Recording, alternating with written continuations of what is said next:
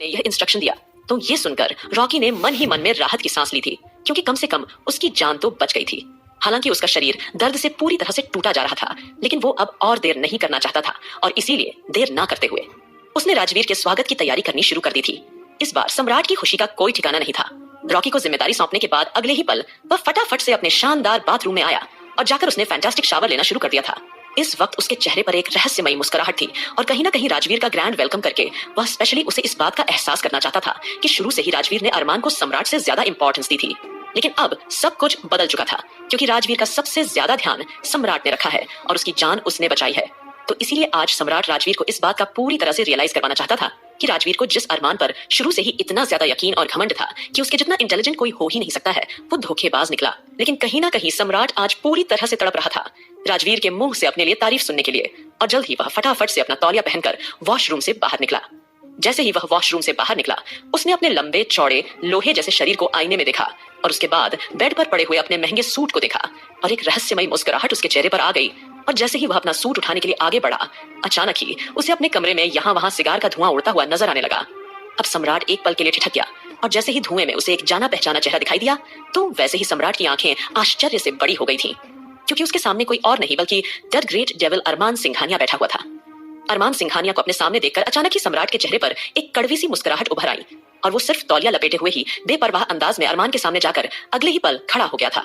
तब अरमान ने सम्राट को ऊपर से लेकर नीचे तक ठंडी नजरों से देखा और फिर बड़े ही कोल्ड वॉइस में बोला, क्या बात है ठाकुर, तू तो सीधा तौलिए में आ गया। जैसे अरमान ने थोड़ा सा मजाक उड़ाते हुए पूछा, तो वैसे ही सम्राट के एक्सप्रेशन पूरी तरह से बिगड़ चुके थे। सम्राट ने आईब्रो तरेरी और अरमान की ओर बेमन से देखा। सम्राट की आंखों की चमक हल्की सी बदल गई थी।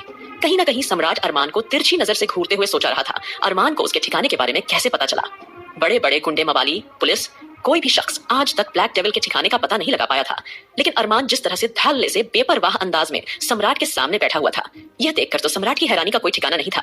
फिलहाल अरमान की ओर बेपरवाही से देखकर वो बिल्कुल आराम से बोला, अगर तू यहाँ तक आया है तो मैं समझ चुका हूँ। सूर्यवंशी की जरूर तूने मेरे सभी आदमियों को ऊपर भेज दिया होगा, लेकिन मानना पड़ेगा तू तो काबिले तारीफ है, तूने इतनी जल्दी मेरे अड्डे के बारे में पता भी लगवा लिया। कैसे किया तूने ये सूर्यवंशी? बचपन से ही अरमान सम्राट ठाकुर को सिर्फ ठाकुर कहकर पुकारा करता था और सम्राट अरमान को सूर्यवंशी कहकर पुकारा करता था। सिंघानिया सरनेम अरमान को आहान की फैमिली में जाने के बाद मिला था। फिलहाल अगले ही पल अरमान तुरंत उठ खड़ा हुआ और अपना महंगा सूट ठीक करते हुए उसने सम्राट की तरफ बेमन से देखा। अचानक उसकी नजरें तीखी हो गई और वो सख्त आवाज में बोला, तुझे पता है तू अभी तक जिंदा क्यों था? तू अभी तक जिंदा सिर्फ इसीलिए था क्योंकि तू मेरे रास्ते में अब तक नहीं आया था। और शायद तू भूल रहा है, हम दोनों ने ही वादा किया था कि हम दोनों कभी भी एक दूसरे के रास्ते में कभी नहीं आएंगे, और तूने वह वादा बखूबी निभाया भी था। लेकिन तूने अरमान सिंघानिया के बेटे पर हाथ डालकर बिल्कुल भी ठीक नहीं किया ठाकुर, उसकी सजा तो तुझे जरूर मिलेगी। जैसे ही अरमान ने यह कहा, वैसे ही सम्राट ने अरमान की ओर घमंड से देखा और जोरों से ताली बजाकर चिल्लाने लगा, ओह सूर्यवंशी, तू तो यार कुछ ज्यादा ही रफ एंड टफ नहीं हो गया है? थोड़ा सा चिल क्यों नहीं करता है लाइफ में? और मैंने सुना है तेरी जिंदगी में प्यार आ गया। पता नहीं यह प्यार शब्द जिसकी जिंदगी में भी आता है उसे बर्बाद करके चला जाता है। फिलहाल मानना पड़ेगा बहुत कोशिश की तेरे प्यार को देखने की, लेकिन चाहकर भी मैं तेरी महबूबा को देख नहीं पाया। लेकिन तू उसे कब तक छुपा कर रखेगा? एक बात याद रखना सूर्यवंशी, एक ना एक दिन तो मैं उसका चेहरा देखकर ही रहूंगा।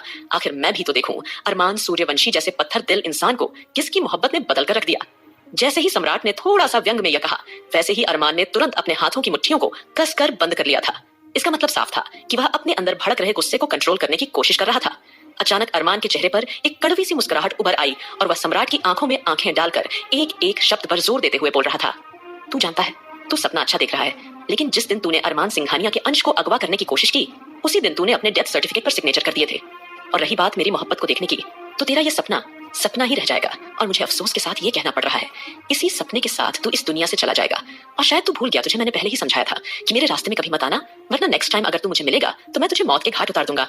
फिलहाल मेरे पास अभी इतना वक्त नहीं है कि मैं तुझसे किसी भी तरह की कोई फालतू बात करूं, समझा? इतना बोलकर अरमान तुरंत उठ खड़ा हुआ और राजाओं की तरह तिरछा मुस्कुराकर फिर तुरंत ही वहां से बाहर निकलने लगता है। अरमान ने बिना मुड़े होंठ भींच लिए और आंखों में उमड़ता गुस्सा दबा लिया। वही सम्राट अभी तक अरमान की बातों में ही उलझा हुआ था और जल्दी ही उसे किसी अनहोनी की आशंका नजर आने लगी थी। साथ ही साथ सम्राट के मन में इस बात का ख्याल आया, कहीं रॉकी राजवीर को लेकर वहां न आ जाए, क्योंकि अगर अरमान ने राजवीर को जिंदा देख लिया तो वह उसकी प्लानिंग समझ जाएगा और इतनी जल्दी सम्राट राजवीर को अरमान के सामने नहीं आने देना चाहता था। इसीलिए जल्दी ही वो गार्ड गार्ड बोलकर चिल्लाता हुआ तुरंत अपने कमरे से बाहर दौड़ा और जैसे ही वह कमरे से बाहर निकला, वैसे ही सम्राट के मुंह के शब्द उसके मुंह में दब कर रह गए थे। उसने देखा कि उसके पूरे हॉल में, उसके पूरे डार्क विला में चारों तरफ उसके आदमियों की लाश बिछी हुई थी। कहाँ तो वहां पर राजवीर के आने की भव्य तैयारियां चल रही थीं और सम्राट बड़े पैमाने पर राजवीर का स्वागत करके उसे अपने डार्क विला में लाना चाहता था। लेकिन यहाँ अरमान ने केवल कुछ ही मिनट में आकर उसके डार्क विला को मौत का विला बना दिया था। चारों तरफ सिर्फ सम्राट के आदमियों की लाश ही दिखाई दे रही थी और अरमान ने बड़ी बेरहमी से सभी को मौत के घाट उतार दिया था। और यह सब इतने कम वक्त में हुआ जिस वक्त सम्राट अच्छी तरह से नहाने के लिए वॉशरूम घुसा था। केवल आज सम्राट पूरे 30 मिनट तक नहा रहा था क्योंकि वह राजवीर के सामने खुद को बहुत अच्छी तरह से प्रेजेंट करना चाहता था, अच्छे से तैयार होकर उसके सामने जाना चाहता था। लेकिन यहाँ तो अरमान ने केवल इस 30 मिनट के अंदर ही अंदर सम्राट के डार्क विला को मौत का विला बना दिया था। वही तब उसे अरमान मेन गेट से बाहर जाता हुआ दिखाई दिया और बाहर कदम रखने से पहले अरमान एक बार रुका और अचानक पीछे मुड़ा और उसने सीढ़ियों से ऊपर तौलिया में खड़े हुए सम्राट की ओर खड़वाहट से देखा। तभी अरमान ने उसकी ओर देखकर अपना सीधा हाथ हवा में लहराते हुए उठाया और अचानक मुट्ठी बंद करके खुला छोड़ दिया। अपने होंठ फुलाते हुए बोला, बुम। सिर्फ इतना बोलकर अरमान जहरीली मुस्कुराहट के साथ अपने शानदार झोंपर में जा बैठा था। अब सिचुएशन को भांपते हुए सम्राट के चेहरे से पसीना निकलना शुरू हो गया और बिना देरी किए उसने तेजी से तौलिया में ही घर से बाहर छलांग लगा दी थी। और जैसे ही वह घर से पूरी तरह से बाहर गिरा, ठीक उसी पल सम्राट का पूरा डार्क विला ब्लास्ट होने शुरू हो गया था। वही रॉकी जो राजवीर को लेकर ठीक उसी वक्त डार्क विला में आया था। जब उसने सम्राट को तौलिया में बाहर पड़े हुए देखा और डार्क विला को ब्लास्ट होते हुए देखा, तब रॉकी के चेहरे से पसीना टप टप बहने लगा था। उसकी घबराहट उसके चेहरे पर साफ साफ झलक रही थी। वही राजवीर जो कि उस वक्त व्हील चेयर पर बैठा हुआ था, उसकी आंखों में किसी तरह के कोई इमोशंस नहीं था और वह सम्राट के पास आया। सम्राट ने राजवीर को देखते ही अपनी नजरें झुका ली थी, लेकिन तभी राजवीर उसकी ओर देखकर अचानक जोरों से हंसने लगा था। राजवीर को ऐसे बेपरवाही से हंसते हुए देखकर रॉकी के तन बदन में आग लग गई थी। उसने गुस्से से मन में सोचा, पता नहीं बॉस को इस अपाहिज आदमी में क्या दिखता है। कहाँ तो लोग अपनी गर्लफ्रेंड या महबूबा के पीछे पागल होते हैं, लेकिन मेरा बॉस तो इस अधेड़ उम्र के अपाहिज आदमी के पीछे पागल है। यह आदमी यहाँ आकर मेरे बॉस का मजाक उड़ा रहा है और बॉस केवल उसे नजरें चुराकर उसके सामने खड़े हुए हैं। राजवीर को ऐसे हंसते हुए देखकर रॉकी का खून पूरी तरह से खोलने लगा था। फिलहाल राजवीर ने बड़े ही सर्द आवाज में तंज कसा, मैंने कहा था ना, वह तुझसे ज्यादा स्मार्ट है। सम्राट नाम रखने से कोई स्मार्ट नहीं हो जाता। तूने उसे कम आंकने की कोशिश की। तूने सबसे बड़ी बेवकूफी यह कि तूने उसके बच्चे को अगवा करने की कोशिश की। तुझे अगर उसे कुछ करना ही था तो मुझसे पूछ लेता ना। जैसे ही राजवीर ने कोल्ड वॉइस में यह कहा, तो ये सुनकर सम्राट के तन बदन में पूरी तरह से आग लग गई थी और वह डार्क फेस लिए तुरंत ही राजवीर की व्हीलचेयर पर झुक गया और अगले ही पल राजवीर की आंखों में आंखें डालकर बेबाकी से बोला, आपको कैसे पता चला कि यह सब कुछ उसी ने किया है? तभी राजवीर सम्राट की आंखों में आंखें डालकर घमंड से बोला, क्योंकि वह मेरा चेला है, वह कब क्या कर सकता है यह बात मैं अच्छी तरह से जानता हूँ। तुझे क्या लगता है, भले ही मैं हॉस्पिटल में मौजूद था तो क्या मुझे किसी तरह की कोई खबर नहीं होगी? जैसे कि राजवीर ने रहस्यमय अंदाज में यह कहा, तो ये सुनकर वैसे ही सम्राट उसी पल शांत हो गया था और अचानक से सम्राट ने अपनी पीठ सीधी की और उठ खड़ा हुआ और अगले ही पल वो खुलकर जोरों से हंसने लगा।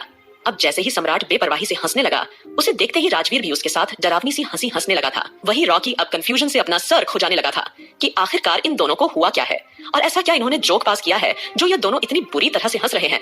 तभी हंसते हंसते अचानक राजवीर ने कठोर एक्सप्रेशंस के साथ सम्राट को देखा और फिर उसे समझाना शुरू किया, अरमान ने तुझे फाइनेंशियली तरीके से पूरी तरह से बर्बाद कर दिया है।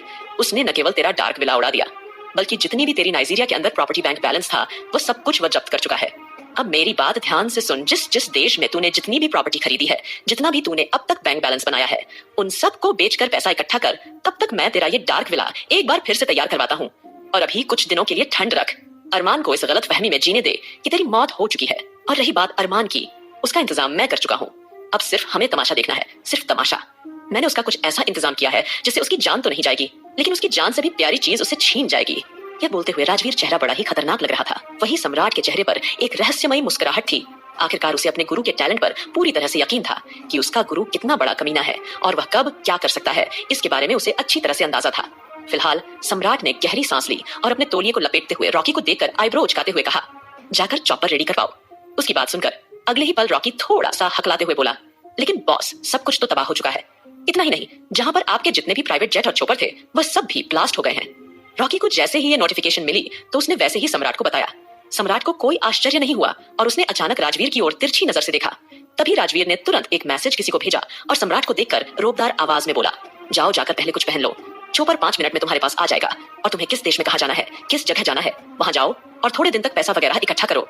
यह बोलते हुए राजवीर बड़ा ही खतरनाक लग रहा था। वहीं रॉकी अब तुरंत ही राजवीर की व्हीलचेयर को वहां छोड़कर वहां से सीधे सीधे सम्राट के पीछे पीछे जाने लगता है। अचानक रॉकी के मन में चलते हुए ये ख्याल भी उमड़ रहा था कि वह किसी अपाहिज आदमी को यूं जले हुए घर के सामने अकेला छोड़कर जा रहा है, तो ऐसे में उसकी मदद कौन करेगा। तभी उसने एक बार सहानुभूति की नजरों से पीछे की ओर देखा और जैसे ही उसने मुड़कर देखा तो वैसे ही रॉकी की आंखें हैरानी से बड़ी हो गई थी, क्योंकि रॉकी और सम्राट के वहां से आगे जाते ही राजवीर के आगे पीछे कम से कम 20 लोग एकदम काले सूट बूट पहने हुए वहां खड़े हुए थे। आपको क्या लगता है क्या चल रहा था राजवीर के दिमाग में और आगे क्या होगा आस्था और अरमान की इस कहानी में जानने के लिए सुनते रहिए दोस्तों पॉकेट FM। क्योंकि रॉकी और सम्राट के वहां से आगे जाते ही राजवीर के आगे पीछे कम से कम 20 से लोग एकदम काले सूट बूट पहने हुए वहां खड़े हुए थे। अब आगे ये देखकर रॉकी का आश्चर्य के मारे बुरा हाल था, लेकिन सम्राट के चेहरे पर एक रहस्यमयी मुस्कुराहट थी, क्योंकि वह समझ चुका था कि अगर उसके गुरु राजवीर ने अब अरमान को कोई सजा देने का प्लान बनाया है तो वह सजा उसके लिए कितनी खतरनाक होगी इसके बारे में कोई अंदाजा भी नहीं लगा सकता था। वहीं दूसरी ओर सिंघानिया विला में वसुंधरा और वीर आ पहुंचे थे। वीर के चेहरे पर उस समय चालाकी भरी मुस्कुराहट थी जो उसे सिंघानिया मेंशन देखकर आई थी, और रह रहकर उसे लग रहा था कि बस कुछ दिन और फिर वही सिंघानिया मेंशन कर राजा होगा। वही फार्म हाउस पर इस वक्त आकाश, सुमित, ध्रुव, आहान चारों के चारों जमा थे, और चारों को ही इस बात की हैरानी हो रही थी कि अचानक से अरमान कहां जा सकता है। पिछले 12 घंटे से अरमान का कहीं कुछ पता नहीं चल रहा था। अपने पिता और दादाजी से बात करने के बाद अरमान एक अनजान मंजिल की ओर जा पहुंचा था। वह सीधा कहीं और नहीं बल्कि नाइजीरिया में अपने प्राइवेट जेट के द्वारा पहुंच चुका था, और वहां जाकर उसने सम्राट के पूरे साम्राज्य को तबाह और बर्बाद कर दिया था। उसने जानबूझकर आहान, ध्रुव, आकाश या सुमित को इस बारे में नहीं बताया था, क्योंकि वह उन लोगों की जान बिल्कुल भी खतरे में नहीं डालना चाहता था। पता नहीं सम्राट के यहाँ उसे कितना बड़ा खतरा हो सकता था। उसने मारिया और टाइगर को ही सम्राट की पूरी इंफॉर्मेशन निकलवाने के बारे में लगा रखा था। फ्लैशबैक। अरमान ने आस्था और अंश को अपने से दूर सिर्फ इसलिए भेजा था, अगर कहीं वह सम्राट को मारने में नाकामयाब हो जाता है तो कम से कम अंश और आस्था अविनाश के घर पर सेफ तो रहेंगे।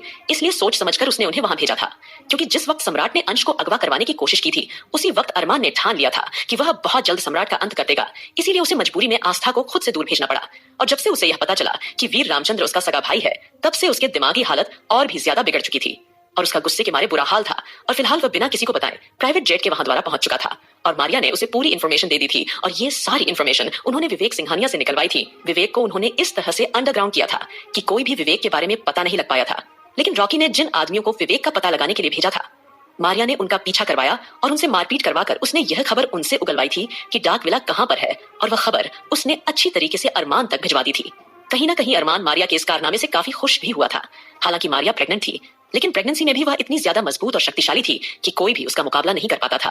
फिलहाल अब अरमान के बारे में जैसे आकाश, सुमित, ध्रुव, आहान को यह पता चला अरमान गायब है, इसलिए वो लोग पिछले 12 घंटे से पूरे के पूरे देश भर में अरमान को ढूंढ रहे थे, और इसकी भनक उन्होंने दादाजी और अभिमान जी तक को नहीं लगने दी थी। कहीं ना कहीं दादाजी और अभिमान को यही लग रहा था कि वीर और वसुंधरा मेंशन में रहने के लिए आ गए हैं, इसलिए शायद अरमान फार्म हाउस पर चला गया है, और कुछ दिन बाद जब उसका गुस्सा ठंडा होने पर वो अपने आप ही वापस आ जाएगा।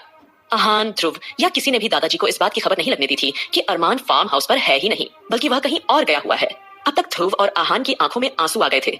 अगले ही पल आहान आकाश और सुमित का हाथ पकड़कर उदास मन से बोला, भैया कुछ तो कीजिए ना, पूरे 12 घंटे हो चुके हैं, अरमान भाई का कहीं कुछ पता नहीं लग पा रहा है। मुझे कुछ समझ में नहीं आ रहा है। पहले अरमान भाई ने भाभी और अंश को यहाँ से अचानक भेज दिया, फिर अचानक से अब खुद ही गायब हो गए हैं, और अभी कुछ देर पहले मुझे रौनक ने फोन करके बताया कि घर पर वसुंधरा और वीर आए हुए हैं। मुझे तो कुछ समझ में नहीं आ रहा है कि आखिर वह लोग हमारे घर पर क्या कर रहे हैं। इस वक्त मैं कुछ भी समझ नहीं पा रहा हूँ। तभी आकाश, जिसे कि वसुंधरा और वीर के बारे में पता चल चुका था, उसने गहरी सांस ली और सभी को सारा सच बताना शुरू कर दिया था कि वीर और वसुंधरा सिंघानिया मेंशन में रहने के लिए क्यों आए हैं। अब यह सुनकर अगले ही पल आहान की आंखें एकदम से सख्त हो गई थी, और वो गुस्से में बोला, लेकिन ऐसा कैसे हो सकता है, और इस बात की क्या गारंटी है कि वह औरत इस बार झूठ नहीं बोल रही है। वह एक नंबर की जालसाज औरत है, और वह कुछ भी कर सकती है। आपको पता नहीं उसने अरमान भाई की बचपन में किस कदर जान देने की कोशिश की थी, और आपकी शादी वाले दिन भी तो उसने दुल्हन बदलने का प्रोग्राम बनाया था। नहीं नहीं, इतनी खतरनाक औरत का इस तरह से हमारे परिवार के बीच में रहना किसी भी लिहाज से ठीक नहीं है। अरमान भाई के आते ही मैं उनसे बात करूंगा। मैं इस तरह से अपने परिवार के बीच में उस जैसी औरत को नहीं रहने दूंगा। और वीर, वह तो एक नंबर का घटिया इंसान है। किस तरह से वह औरतों के साथ खेलता है, बदतमीजी करता है, ये सब हम अच्छी तरह से जानते हैं। और मेरे घर पर इतनी सारी औरतें हैं, मेरी भाभियां हैं और मेरी रौनक। नहीं नहीं, अगर वीर ने किसी को भी गंदी नजरों से देखा तो मैं उसकी आंखें निकाल लूंगा। ये सोचकर ही आहान के तन बदन में इस वक्त पूरी तरह से आग लगी हुई थी। वही ध्रुव भी कहीं ना कहीं आहान की बात से सहमत था कि इस तरह से वीर और वसुंधरा का मेंशन में रहना बिल्कुल भी ठीक नहीं था। लेकिन फिलहाल उन्हें सबसे बड़ी चिंता इस बात की सता रही थी कि आखिरकार अरमान कहाँ जा सकता है, और अरमान अभी तक वापस लौट कर क्यों नहीं आया है। इस वक्त सभी के चेहरे पर परेशानी के एक्सप्रेशन थे। तभी आकाश आहान को आश्वासन देते हुए कहता है कि तुम्हें इस वक्त शांत हो जाना चाहिए। सबसे पहले हमें इस बात के बारे में अंदाजा लगाना चाहिए कि आखिर अरमान कहाँ जा सकता है। एक काम करो, टाइगर मारिया को कांटेक्ट करो, देखो उनसे कुछ इन्फॉर्मेशन मिलती है या नहीं। यह सुनते ही जल्दी ही सुमित ने टाइगर को कॉल मिलाया, और टाइगर ने जैसे ही कॉल रिसीव किया तो उसकी आवाज में मायूसी झलक साफ महसूस हो रही थी, और वो अटकती हुई आवाज में सुमित से बोला, आप कुछ देर तक फार्म हाउस पर मेरा इंतजार कीजिए, मैं वहां आकर आपको सब कुछ बताता हूँ। जैसे ही टाइगर ने यह समझाया तो वैसे ही सुमित असमंजस में पड़ गया और सबसे बोला, आखिर ऐसा क्या हुआ है कि टाइगर यह कह रहा है कि कुछ देर तक इंतजार करो, और टाइगर की आवाज कुछ बुझी बुझी सी लग रही थी। ऐसा लग रहा था कि टाइगर किसी बात को लेकर बहुत चिंतित है। जैसे ही सुमित ने यह बताया तो ये सुनकर उन तीनों के चेहरे का रंग भग से उड़ गया था और वो तीनों ही बेचैनी से भर उठे और परेशान होकर फिर से सोचने लगे। आखिर अचानक अरमान ऐसे बिना बताए कहां जा सकता है? पता नहीं अरमान ठीक होगा या नहीं। और टाइगर का अचानक ये कहना कि वह खुद फार्म हाउस पर आ रहा है, तो यह बात भी उन्हें बहुत ज्यादा खटकने लगी थी कि भला टाइगर फार्म हाउस पर क्यों रहा है? उसे तो उस मारिया के साथ होना चाहिए ना। मारिया प्रेग्नेंट थी और अरमान ने खुद उन्हें एक नॉर्मल जिंदगी जीने के लिए कहा था और साथ ही साथ विवेक की जिम्मेदारी उन्हें सौंपी थी। तो फिर इस तरह से भला वह लोग फार्म हाउस यानी कि इंडिया लौटकर क्यों आ रहे थे? इस वक्त उन लोगों के चेहरे पूरी तरह से उलझन से भरे हुए थे और ठीक थोड़ी ही देर बाद उन्हें फार्म हाउस की छत पर चोपर रुकने की आवाज सुनाई देने लगी और चारों ही अब पूरी तरह से एक्टिव हो गए थे क्योंकि वो सब ये जानना चाहते थे कि आखिरकार हुआ क्या है। वहीं दूसरी ओर वसुंधरा और वीर इस वक्त सिंघानिया मेंशन के सोफे पर कंफर्टेबली बैठे हुए थे। वहीं रश्मि, राधिका, वंशिका, साथ ही साथ रौनक चारों के चारों आंखों में गुस्सा लिए वसुंधरा और वीर को अनमने ढंग से देखे जा रहे थे। वहीं नानी माँ की आंखें भी उन्हें देखते हुए आश्चर्य से बड़ी बड़ी हो गई थी, लेकिन उन्हें भी सच पता चल चुका था कि आखिर ये दो नमूने यहाँ क्यों आए हैं। सभी का दिल एकदम से आश्चर्य में डूब गया था। सब गुस्से से तमतमाते हुए चेहरे के साथ वहां बैठे हुए थे। वही नानी माँ तो वसुंधरा को मन में कोसते हुए खुद से बड़बड़ाए जा रही थी, ये कलमुही कहीं की हमेशा के लिए थो यहाँ रहने के लिए नहीं आ गई है। ये सब सोचते हुए नानी माँ आड़े टेढ़े मुंह बना रही थी। दादाजी ने उन सबको पहले ही वसुंधरा और वीर के बारे में साफ साफ बता दिया था। वसुंधरा और वीर कुछ दिनों के लिए यहाँ रहेंगे और अगर वह ठीक से रहेंगे और सबके साथ अच्छी तरह से व्यवहार करते रहेंगे तो वह दोनों हमेशा के लिए यहाँ रह सकते हैं। तो आप सब भी उन्हें एक मौका देने की कोशिश करें।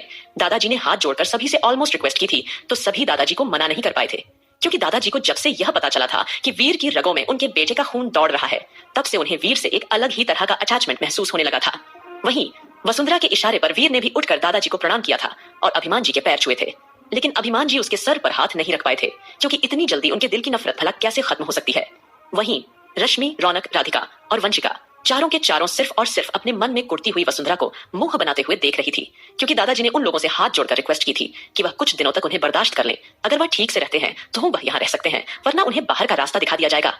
वहीं वसुंधरा बारी बारी से सबको तीखी नजरों से घूरते हुए देख रही थी, लेकिन उसकी हिम्मत नहीं हो रही थी कि वह किसी से कोई सवाल जवाब कर सके या किसी से कोई बातें कर सके। हालांकि वसुंधरा ने नानी माँ से बात करने की कोशिश की थी और उनके पैर छूने की कोशिश की थी, लेकिन नानी माँ ने तुरंत खुद को उससे दूर कर दिया था और वसुंधरा पर बरसते हुए बोली, दूर रह, मुझे हाथ भी मत लगाना, वरना कहीं तेरी गंदगी का असर मेरे सर पर ना आ जाए। फिलहाल दादाजी समझ चुके थे कि सारी लड़कियां और नानी माँ इस वक्त वसुंधरा से कितना ज्यादा चिड़ी हुई हैं, और अगर वसुंधरा को इस तरह से हॉल में उनके बीच छोड़ा तो कहीं नानी माँ के अंदर की तोप नानी माँ जाग ना जाए और वह यही वसुंधरा की धमाकेदार धुलाई ना कर दें। तो इसी बात को मद्देनजर रखते हुए दादाजी ने वसुंधरा को चेतावनी भरी नजरों से देखते हुए कड़क आवाज कहा, तुम्हारा कमरा उस साइड है, तुम जाओ जाकर आराम करो, और हाँ, बिना वजह तुम्हें कमरे से बाहर निकलने की कोई जरूरत नहीं है। तुम अच्छी तरह से जानती हो कि तुम्हारा कोई भी कर्म बिल्कुल भी पूरी तरह से ठीक नहीं था, लेकिन तुम्हें इस घर में रहने की इजाजत सिर्फ इसीलिए दी गई है क्योंकि तुम वीर की माँ हो, समझी तुम। और अगर तुमने कोई भी घटिया चाल चलने की कोशिश की तो यह मत समझना कि तुमने यह राज बताकर हमें किसी तरह के बंधन में बांध लिया है। हमें तुम्हें और तुम्हारे बेटे को इस घर से निकालने में 1 मिनट भी नहीं लगेगा। सिर्फ कुछ दिनों लिए ही हम तुम दोनों को यहाँ रख रहे हैं। अगर तुम लोगों ने कोई गलत हरकत नहीं की तो तुम लोग यहाँ रह सकते हो, लेकिन याद रखना, जिस दिन भी हमें पता चला कि तुमने इस घर में किसी तरह की कोई फूट डालने की कोशिश की है या तुमने ऐसी वैसी कोई चालबाजी करने की कोशिश की, तो उसी दिन हम तुम्हें घर के बाहर का रास्ता दिखा देंगे। और अरमान ने तो साफ साफ कह दिया है कि इस बार वह तुम्हें पूरी दुनिया से ही गायब करवा देगा। यह सुनने के बाद वसुंधरा एक पल के लिए थोड़ी सी ठिठक गई थी, लेकिन उसे अपनी चालबाजी पर पूरी तरह से यकीन था कि उसे आगे किस तरह से चाल चलनी है। फिलहाल वह सबकी ओर दयनीय नजरों से देखते हुए सीधा उस कमरे में चली गई थी जिस कमरे में दादाजी ने उसे जाने का इशारा किया था। वहीं वीर उस वक्त टेढ़ी नजरों से रश्मि, राधिका, वंशिका, साथ ही साथ रौनक को गौर से देख रहा था और उन्हें देखने के बाद वो हल्का सा मुस्कुराता हुआ सीधे अपने कमरे में जाने लगा। वीर ने आह भरते हुए मन में सोचा कि मुझे दादाजी या भाई का प्यार मिले ना मिले, लेकिन भाभियां तो वाकई में बड़ी प्यारी और खूबसूरत मिली हैं। यह सोचते हुए वीर सीधा अपने कमरे में चला आया था। वहीं वीर उस वक्त टेढ़ी नजरों से रश्मि, राधिका, वंशिका, साथ ही साथ रौनक को गौर से देख रहा था और उन्हें देखने के बाद वो हल्का सा मुस्कुराता हुआ सीधे अपने कमरे में जाने लगा। वीर ने आह भरते हुए मन में सोचा कि मुझे दादाजी या भाई का प्यार मिले ना मिले, लेकिन भाभियां तो वाकई में बड़ी प्यारी और खूबसूरत मिली हैं। यह सोचते हुए वीर सीधा अपने कमरे में चला आया था। वहीं वीर का खुद को यूं घूरते हुए देखे जाने पर रौनक ने अपने होंठ भींच लिए थे और अगले ही पल वह रश्मि की ओर देखकर जल्दी से बोली, रश्मि दीदी, इस लड़के को देखा आपने? कितना बदतमीज था, यह किस तरह से हमें देख रहा था। मेरा तो दिल कर रहा है कि मैं इसकी आंखें निकालकर गोटियां खेलूं। तभी रश्मि रौनक को शांत कराते हुए बोली, रौनक, मुझे भी उस पर इसी तरह से गुस्सा आ रहा है और इतनी जल्दी वह सुधरने वाला नहीं है, पर दादाजी ने कहा है ना कि हमें उसे सुधारने की थोड़ी बहुत कोशिश करनी चाहिए और उसे एक मौका देना चाहिए। तब इसमें क्या हर्ज है? अब हमें थोड़ी ना पता था कि वह अरमान का भाई निकलेगा। तुम समझ रही हो ना मेरी बात? और वैसे भी हमें इस तरह से अपने स्वार्थ के लिए अरमान के भाई को उससे दूर नहीं रख सकते हैं। अरमान के सगे रिश्तों के नाम पर पहली बार उसका भाई उसकी जिंदगी में आया है, तो मुझे लगता है कि हमें भी अपने आप को थोड़ा सा वक्त देना चाहिए और इतनी हिम्मत खुद को भी देनी चाहिए कि हम लोग उस वीर रायचंद उर्फ वीर सिंघानिया को बर्दाश्त कर सकें। अब रश्मि की बात सुनकर रौनक सिर हिलाकर कुछ पल के लिए शांत हो गई थी, लेकिन राधिका और वंशिका दोनों ने एक दूसरे की ओर हल्की सी मुस्कुराहट के साथ देखा। वहीं रश्मि तो अपनी बात पूरी करने के बाद वहां से उठकर चली गई थी, लेकिन उसके जाते ही वंशिका तुरंत बोल पड़ी, रौनक, जिस तरह से यह वीर हमें देख रहा था, इसका मतलब साफ है कि उसकी नीयत बिल्कुल भी ठीक नहीं है। और वैसे भी दादाजी ने भी साफ साफ कहा दिया है कि अगर इसने कोई गलती की तो यह सिंघानिया मेंशन के बाहर होगा। और वैसे मुझे तो नहीं पता इसने क्या क्या हरकतें की हैं, लेकिन तुम लोगों के मुंह से सारी बातें जानने के बाद मैं समझ चुकी हूँ कि यह कितना ज्यादा घटिया किस्म का इंसान है। तो ऐसा घटिया इंसान हमारे प्यारे से परिवार के बीच नहीं रहना चाहिए। अब तुम देखो मैं इसके साथ क्या करती हूँ। कुछ सोचते हुए वंशिका अपने ही शब्दों में उन लोगों को कुछ प्लान समझाने लगी थी कि किस तरह से सबकी नजरों में वीर वसुंधरा को गिराकर उन्हें इस घर से बाहर निकलवाना है, क्योंकि वसुंधरा को वह लोग वहां पर बिल्कुल बर्दाश्त नहीं कर पा रहे थे। वहीं दूसरी ओर ऑस्ट्रेलिया में इस वक्त आस्था अपने दादाजी से मिलने पर बहुत ज्यादा खुश थी, लेकिन अपनी मम्मी पापा की असली तस्वीर देखने के बाद कितनी ही देर तक वह रोती रही और काफी टूटा हुआ महसूस कर रही थी। तब अंश, जो कि थोड़ी ही दूरी पर आस्था के दादाजी दिग्विजय सिंह जी की गोद में था, वह अपनी माँ के बहते हुए आंसुओं को टुकुर टुकुर देख रहा था। उसने मन में सोचा, यह क्या, मम्मा ने तो यहाँ ऑस्ट्रेलिया आते ही रोना धोना शुरू कर दिया। अगर वो इसी तरह से रोएंगी और मेरे डेविल डैडी को इस बारे में अगर पता चला तो वह तो मुझे बहुत डांटेंगे। ओह मम्मा, प्लीज चुप हो जाओ ना, क्यों रो रही हो तुम? कहीं ना कहीं सोचते हुए अंश यहाँ वहां कसमसा रहा था। फिलहाल एंजेल आस्था के पास आई, उसके कंधे पर हाथ रखते हुए उसे प्यार से समझाया, शांत हो जाओ आस्था, तुम इस तरह से रो मत। अगर तुम इसी तरह से रोंगी या दुखी होगी तो तुम्हारे मम्मी पापा, जो कि वक्त इस दुनिया में नहीं है, जो किसी और दुनिया से तुम्हें देख रहे होंगे, उन्हें कितना बुरा लगेगा ये देखकर कि पहली बार उनकी बेटी अपने घर आई है और इस तरह से रो रही है। इसलिए अब तुम्हारी आंखों में आंसू एक भी खतरा नहीं आना चाहिए। और तुम भूल गई क्या, तुम्हारे डेविल पति ने हमें क्या समझाया है कि तुम्हारी आंखों में इतने से भी आंसू नहीं आने चाहिए। और अगर तुम्हारे पति को पता चल गया तो तुम जानती हो ना कि वह हमें नहीं छोड़ेगा। अब जैसे ही एंजेल ने बात बदलते हुए आस्था का ध्यान भटकाया, वैसे ही आस्था रोते हुए हंस देती है और अचानक उसने एंजेल को गले से लगा लिया और बहुत प्यार से बोली, भाभी सच में आप बहुत अच्छी हैं और डोंट यू वरी, मैं अब नहीं रोऊंगी, लेकिन पहली बार अपने मम्मी पापा की तस्वीरें देख रही हूं ना तो थोड़ा सा इमोशनल हो गई थी। और आप बिल्कुल फिक्र मत कीजिए, हम आपको ज्यादा परेशान नहीं करेंगे। हाँ, हम भले ही आपकी ननद है, लेकिन हम आपको प्रॉमिस करते हैं कि हम आपको ननद बनकर नहीं बल्कि बहन बनकर दिखाएंगे। इतना बोलकर आस्था मुस्कुरा देती है। आस्था की सुनकर एंजल ने आगे बढ़कर आस्था को गले से लगा लिया था। वहीं अविनाश नम आंखों से आस्था और एंजल को एक टक देख रहा था और मन ही मन खुश भी हो रहा था कि उसकी बीवी और उसकी बहन एक दूसरे के साथ कितनी मैच्योर अच्छी तरह से बर्ताव करते हैं। तभी आस्था और एंजल को अविनाश की आवाज सुनाई देती है।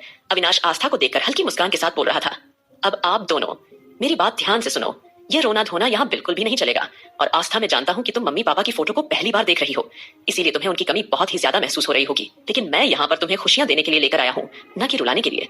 क्या तुम जानती नहीं अपने पति को? उसने भले ही अपने मुंह से कुछ साफ साफ ना बोला हो, लेकिन उसकी आंखों में साफ चेतावनी थी कि हमें उसकी बीवी और बच्चे का ध्यान रखना है।